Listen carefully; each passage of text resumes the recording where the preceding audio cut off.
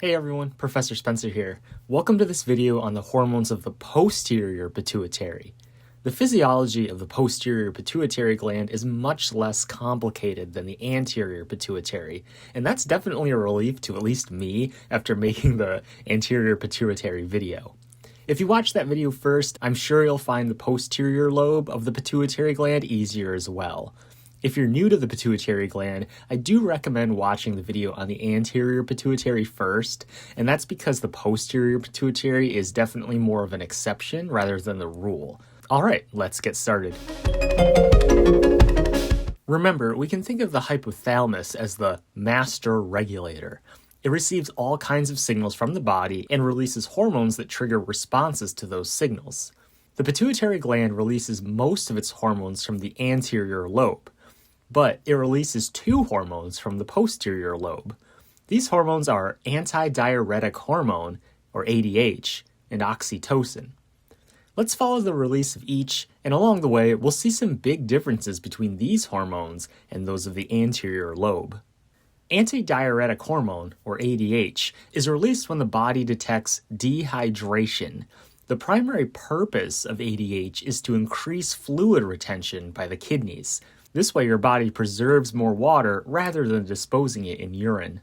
We'll go much deeper into this when we get to renal physiology, but for now, you just need to know that ADH helps your body retain water when you're dehydrated. Our hypothalamus detects dehydration and it needs to release ADH. But how does it do this? It can't send ADH down the hypothalamic hypophyseal portal system because then it would end up in the anterior lobe. And remember, ADH needs to exit through the posterior lobe. So instead, ADH is synthesized by the neurosecretory cells of the hypothalamus, and it's sent down the infundibulum via axons of those cells that synthesized it. So we're not using any blood vessels to get down the infundibulum here. We're synthesizing the hormones in the hypothalamus, and then we're sending these hormones down the infundibulum via the axons of these same cells. And this bundle of axons that runs down the posterior side of the infundibulum is called the hypothalamo-hypophyseal tract. And I know that's a mouthful, but if you see the word tract, you know that's a bundle of neurons. So to summarize quickly, if a hormone needs to get to the anterior pituitary, it's going down the infundibulum via blood vessels. If it needs to get to the posterior pituitary, it's going down the infundibulum via the axons of those neurosecretory cells. Once ADH reaches the end of the axon, it's secreted out into the posterior pituitary. From here, it simply heads to the target tissue, which is the kidney. Notice how we're not releasing new hormones from the posterior pituitary. Instead, the posterior pituitary is serving as sort of a launch pad for ADH on its way to the kidney. So to recap, ADH is just secreted out of the axon terminals into the posterior pituitary, and it heads straight for the target tissue, which is the kidney, so we can retain more water when we're dehydrated. Okay, let's look at the other hormone of the posterior pituitary, which is oxytocin.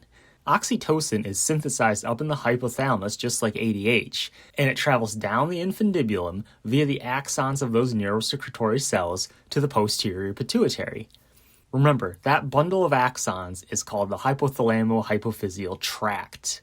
It gets secreted out into the posterior pituitary where it just heads for its target. And again, the posterior pituitary is sort of just a launch pad for these hormones. You can think of oxytocin as the love hormone. When you love someone and hug them, you squeeze them.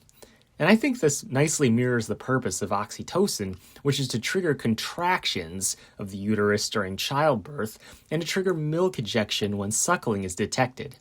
Interestingly, oxytocin is one of the few examples in which positive feedback triggers the release of more of the hormone. So for instance, increased uterine contractions will stimulate the release of more oxytocin to trigger more contractions until childbirth is complete. And at that point, the cycle shuts off and oxytocin production slows. Okay, let's recap with a quick quiz. Hormones on their way to the posterior pituitary reach the infundibulum via the... It's number 3. Remember, one of the meanings of tract is a bundle of neurons. The hormone that is responsible for increasing water retention during dehydration is ADH. Remember, it's right in the name, antidiuretic or don't pee. True or false? Hormones that arrive in the posterior pituitary trigger the release of other hormones. False. Hormones simply exit the posterior pituitary and head straight for their target tissues. Okay, awesome. Like I always say, repetition is the key to success, so feel free to rewatch this video and the video on the anterior pituitary so you can really grasp the differences between the two. If you enjoyed this video and found it helpful, leave it a like and subscribe for more A&P tutorials just like this. See you next time.